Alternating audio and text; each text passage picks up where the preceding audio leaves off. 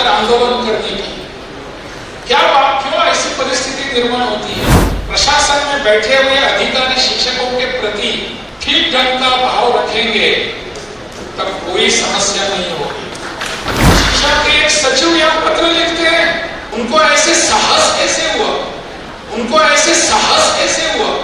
किसके कारण ऐसे साहस हुआ? अभी मुख्यमंत्री जी मुझे कह रहे थे कि यहाँ के अपने विश्वविद्यालय के कुलपति हैं गिरीश कुमार जी, उनको एक्सटेंशन चाहिए। कुलाधिपति की जो भी वहाँ हैसियत है उस पर विचार करने की, पुनर्विचार करने की आवश्यकता है शिक्षा विभाग को। शिक्षक दिन मनाने से यह पीड़ा दूर नहीं होगी, अपनी मानसिकता बदलने की आवश्यकता है, अपनी सोच में परिवर्तन लाने की जरूरत है। इसलिए जो भी अपने अधिकारी होते हैं, किसी भी स्तर पर हो, किसी भी अधिकार पर हो, शिक्षकों के सामने हमको ठीक ढंग से ही बर्ताव करना है, पेश आना है। हमारे यहाँ शिक्षकों की कमी भी है, उसकी ओर ध्यान देने की आवश्यकता है।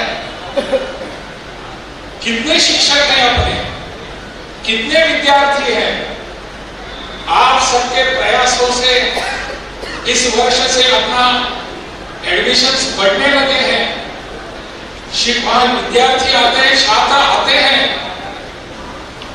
उस मात्रा में, उस अनुपात में हमको वहां शिक्षकों की जरूरत है। इसकी ओर ध्यान देने की आवश्यकता है। कब देंगे ध्यान?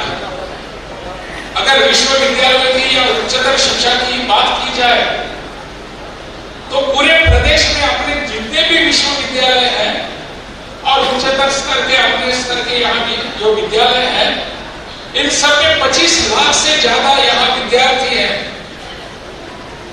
इन सभी 25 लाख विद्यार्थियों की जिम्मेदारी, दायित्व कौन लेगा?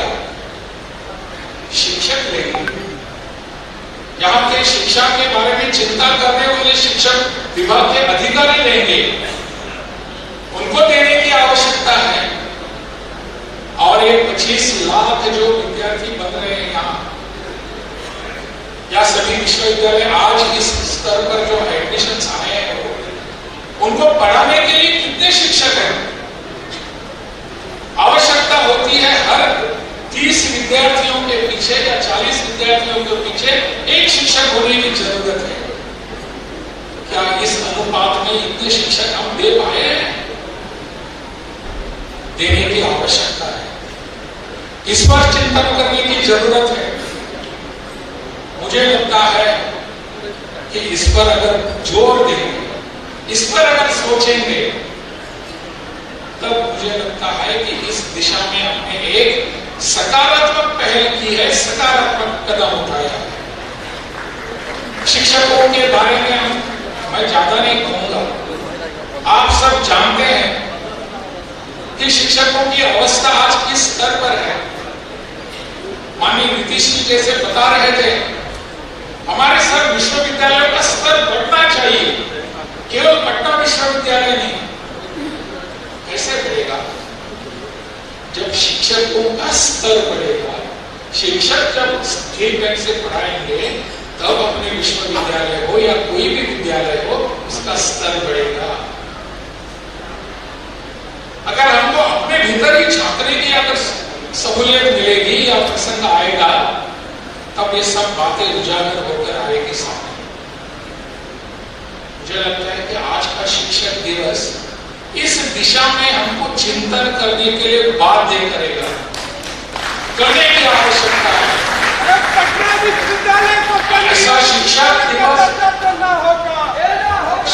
दिवस जब आता है तो इसलिए आता है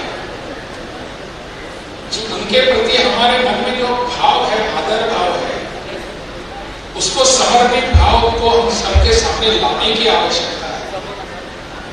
उनकी अवस्था क्या है?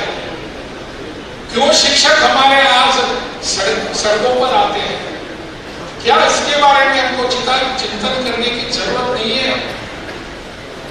शिक्षक दिवस तब ठीक ढंग से मनाया जाएगा जब हमारे सभी शिक्षक संतुष्ट रहेंगे, क्योंकि वो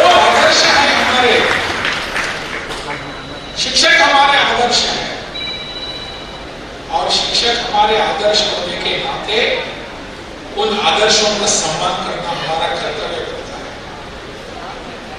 इसलिए मैंने आपके सामने ज्यादा विषय रखने का सोचा नहीं, परंतु शिक्षकों का सम्मान होना चाहिए, शिक्षकों का आदरातिथ्य होना चाहिए, शिक्षकों को सभी सुविधाएं मिलनी चाहिए।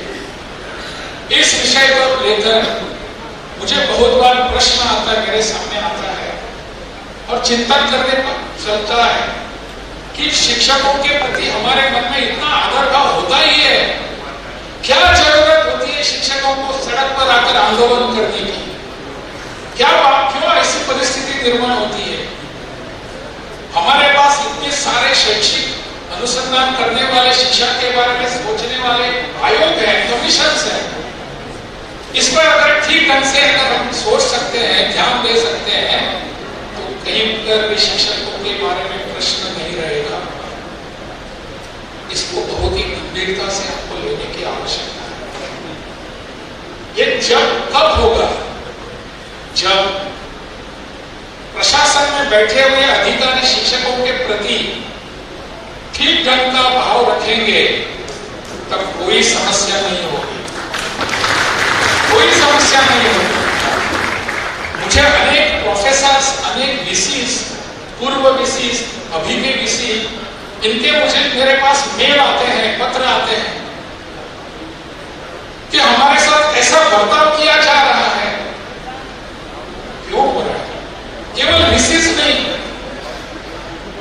अन्य बाकी के शिक्षक भी, अध्यापक भी, कॉलेज के टीचर्स, सबको बदलने की आवश्यकता है। मुझे लगता है इस दिशा में हम सबको मिलकर सोचना पड़ेगा। एक बाजू में प्रशासन रहेगा, एक बाजू में शासन रहेगा और तीसरी ओर वहां पे राजभवन रहेगा। ऐसा नहीं, तीनों को साथ में बैठकर इस पर विचार करना चाहिए। हम तीनों तीन दिशा में जाने की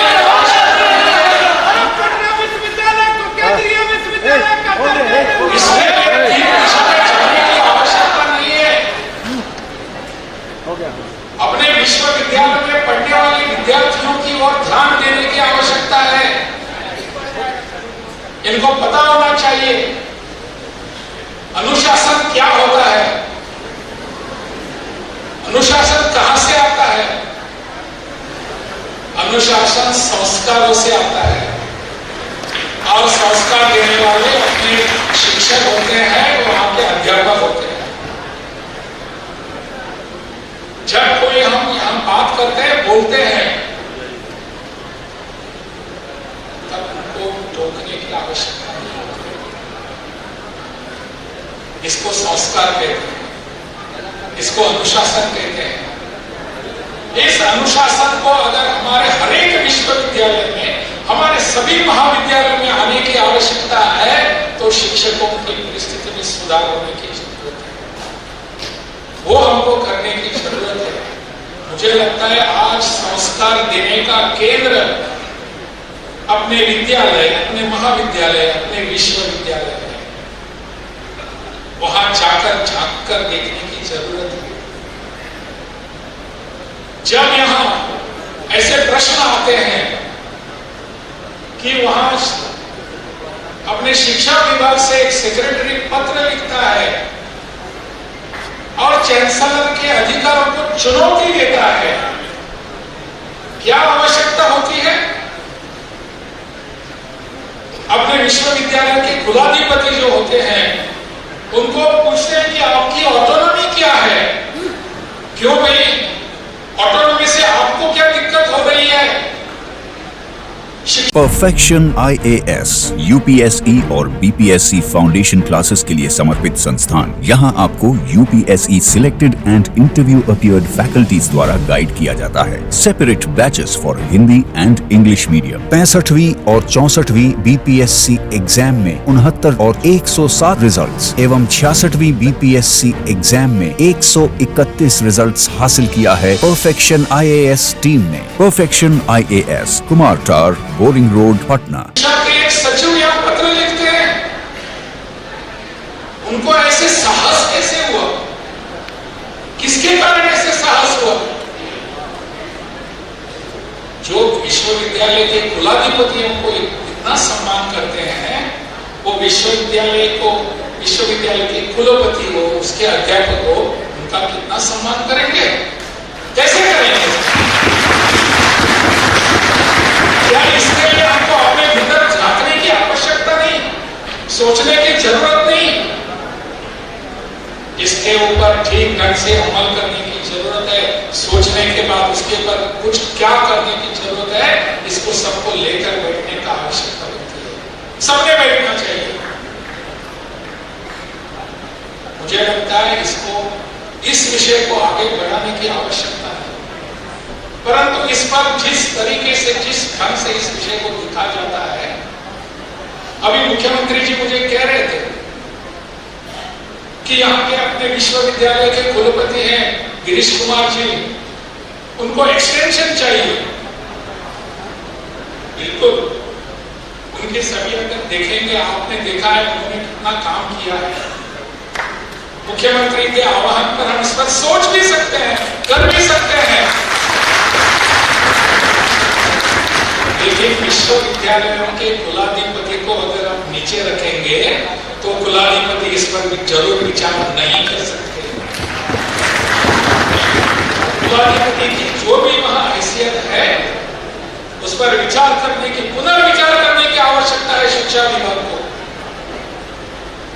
आप कुलाधिपति को वहां से टोकते रहेंगे और कुलाधिपति से अपेक्षा करते रहेंगे, ऐसा नहीं हो सकेगा। मुझे लगता है इस दोनों बातों पर विचार करने की आवश्यकता है। कोई चिंता का विषय नहीं है, यह समन्वय का विषय है, संघर्ष का विषय नहीं है। हाँ, अखबारों में आता है टकराव है, तनाव है, ये सब। मेरे और मुख्यमंत्री के बीच कोई तनाव नहीं है, कोई तनाव नहीं। हम दोनों इकट्ठा बैठ सकते हैं, हम दोनों इकट्ठा बैठकर विचार कर सकते हैं और इस पूरे विषय पर भी समाधान निकाल सकते हैं, मेरा विश्वास है।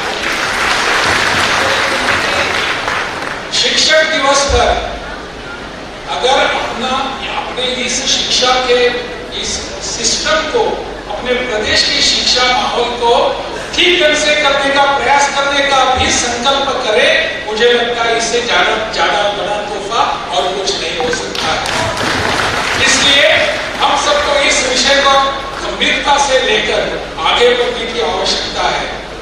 आज यहाँ जिन शिक्षकों का सम्मान हुआ, बहुत ही आवश्यक था। इन्होंने अपनी शिक्षा के प्रति जो योगदान दिया है, इसी के कारण आज अपने विद्यार्थी अनेक जगहों पर जाकर अपना नाम कमा रहे हैं, आगे बढ़ रहे हैं, रोशन कर रहे हैं। मैं उन सबको बहुत बहुत पुनः एक बार उनका अभिनंदन करता हूँ।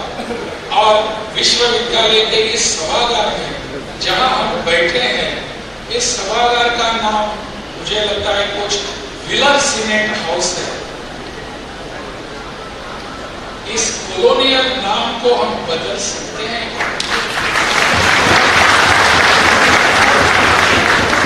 इस उपनिवेशिक नाम को हम बदल सकते हैं क्या? मैं पढ़ रहा था इस विश्वविद्यालय के इतिहास को, और उस विश्वविद्यालय के इतिहास को पढ़ते पढ़ते मैंने पढ़ा 1936 में गुरुवर्य रविंद्रनाथ ठाकुर यहाँ आए थे। इस हॉल में बैठकर उन्होंने विचार विनिमय किया था, क्या हम गुरुवर्य रविंद्रनाथ ठाकुर का नाम इसको दे सकते हैं? देने की आवश्यकता है। उस विलर का नाम जो भी, मुझे पता नहीं वो कितने बड़े थे, कुछ नहीं, परंतु इस पर विचार करने की आवश्यकता है। विश्वविद्यालय के लोगों ने इस पर जरूर विचार करना चाहिए। मैं इसके लिए तैयार हूँ। आप सब इस विषय में, मुझे लगता है आप भी सहमत हैं। ऐसे विषयों को अपने इस देश के, इस संस्कृति के, इस मिट्टी के जो विषय है, इन सबको आगे लेकर जाने की आवश्यकता है। आने वाले समय में अपने इस देश का पटना विश्वविद्यालय अव्वल विश्वविद्यालय बनने की दिशा में हम सब मिलकर प्रयास करेंगे और मुझे विश्वास है हम इसमें यशस्वी होंगे। और